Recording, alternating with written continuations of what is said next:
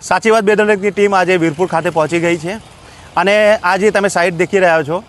તો તપાસ કર્યા મુજબ એવું જાણવા મળ્યું છે કે પિનાકીન શુકલ, પૃથ્વીરાજ શુકલ અને ખેડા જિલ્લાના જે પૂર્વ પ્રમુખ હતા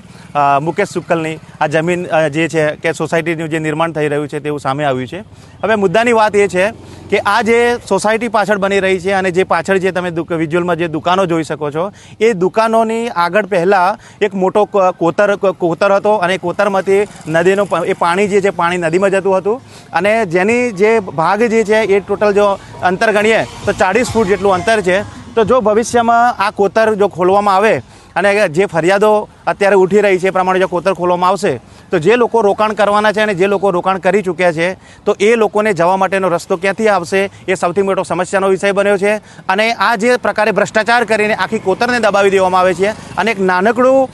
નાળું મૂકવામાં આવ્યું છે જેમાંથી પાણી કેવી રીતે જશે એ સૌથી મોટી સમસ્યાનો વિષય બન્યો છે। હવે આ જે પ્રકારે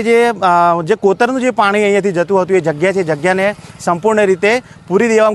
સંપૂર્ણ રીતે પૂરણ કરી અને પોતાના લાભ માટે પર્સનલ લાભ માટે એમને ઉપયોગ કરી અને એને નાનું બનાવી દેવામાં આવ્યું છે। તો ગ્રામજનો દ્વારા અત્યારે એક ફરિયાદ ઉઠી છે, એક માંગ ઉઠી છે કે આ કોતરની જે જગ્યા હતી એ જલ્દીથી જલ્દી ખાલી કરવામાં આવે કે જેના કારણે જે લોકો રોકાણ કરી ચૂક્યા છે એ લોકોને જ્યારે આ નાળામાંથી પાણી ન જાય તો આ પાણી જો ઉભરાય તો એમને સમસ્યા ન થાય તેવી રજૂઆત છે। તો શું આ ઊંઘેલી સરકાર જે છે અને ઊંઘેલું જે તંત્ર છે એ તંત્ર દ્વારા કોઈ પગલાં લેવામાં આવશે કે કેમ? કારણ કે જે આના માલિકો છે એ માલિકો પોતાની જાતને એવું સમજતા હોય છે કે અમે ચમરબંધીઓ છીએ અને ભાજપના મોટા નેતાઓ છીએ જેના કારણે કોઈ અમારું કોઈ બગાડી શકે એવી નથી એવી ધાક ધમકી આજે માર્કેટની અંદર બનાવી છે અને માર્કેટને ડરાવી ધમકાવીને એ આખા નગરની અંદર ઠેર ઠેર જગ્યાએ પોતાની જગ્યાઓ અલગ અલગ જગ્યાઓ પર દબાણ કરી અને લોકોની પાસે લખાવડાવી અને જે રીતે આ જે ભ્રષ્ટાચાર આચરવામાં આવ્યો છે એને લઈને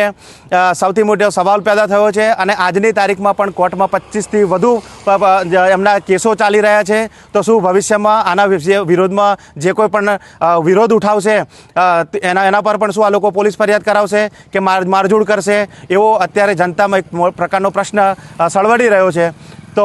જોતા રહો સાચી વાત બેધડક।